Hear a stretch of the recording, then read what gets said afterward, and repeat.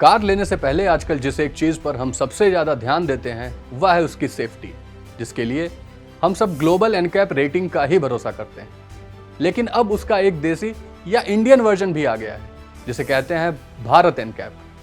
Hello all, my name is Satyam और आप देख रहे हैं जागरण बिजनेस। भारत एनकैप देश में नई कार को सेफ्टी रेटिंग प्रदान करने का काम करेगी।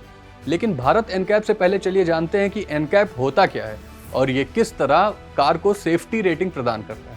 एनकैप यानी कि न्यू कार असेसमेंट प्रोग्राम एक तरीके का कार सेफ्टी प्रोग्राम है जो कि पैसेंजर सेफ्टी के लिए संभावित खतरों को ध्यान में रखते हुए अलग अलग टेस्ट के द्वारा एक सेफ्टी रेटिंग प्रदान करता है। यह रेटिंग 1 स्टार से 5 स्टार के बीच होती है। 1 स्टार यानी कम सुरक्षित, 5 स्टार यानी सबसे ज्यादा सुरक्षित कार। अभी तक भारतीय ऑटोमोबाइल कंपनियां यह रेटिंग ग्लोबल एनकैप से प्राप्त करती थी। आपको बता दें कि ग्लोबल एनकैप यूके में रजिस्टर्ड एक चैरिटी टुवर्ड्स जीरो फाउंडेशन द्वारा प्रदान की जाती थी, जिसे अब Indian car manufacturing companies Bharat NCAP द्वारा भी प्राप्त कर सकती हैं। भारत एनकैप भी सुरक्षा के लिहाज से सभी जरूरी क्रैश टेस्ट करेगी।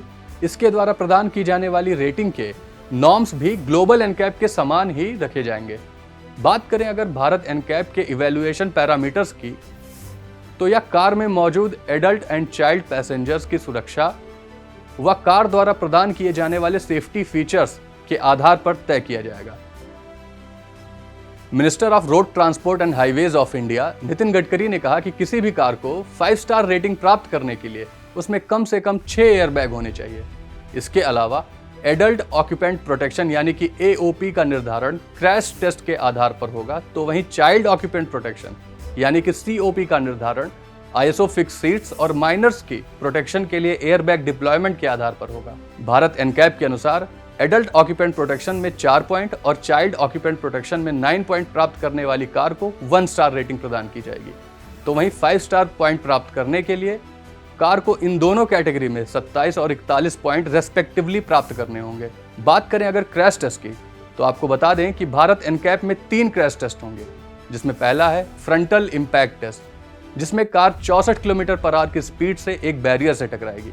तो वहीं दूसरा टेस्ट है साइड इम्पैक्ट टेस्ट, जिसमें कार 50 किलोमीटर पर आवर की स्पीड से एक बैरियर से साइड से टकराएगी। इसके अलावा इसका तीसरा क्रैश टेस्ट है पोल क्रैश टेस्ट, जो कि 3 स्टार रेटिंग प्राप्त करने के लिए बेहद महत्वपूर्ण है।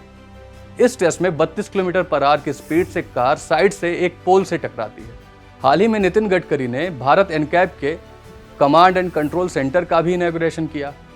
बता दें कि इसका command and control centre central institute of road transport Pune में स्थित है, जो कि 1 अक्टूबर से कार रेटिंग प्रदान करना शुरू करेगी। अब तक देश की लीडिंग कार मैन्युफैक्चरिंग कंपनीज ने अपने 30 से ज्यादा मॉडल को भारत एनकैप क्रैश टेस्ट के लिए नॉमिनेट किया है। अब देखना यह होगा कि क्या ग्लोबल एनकैप की तरह भारत एनकैप भी एक honest and transparent rating agency बन पाएगी या नहीं। क्या इंडियन यूजर भी इस पर ग्लोबल एनकैप की तरह भरोसा कर पाएंगे या नहीं।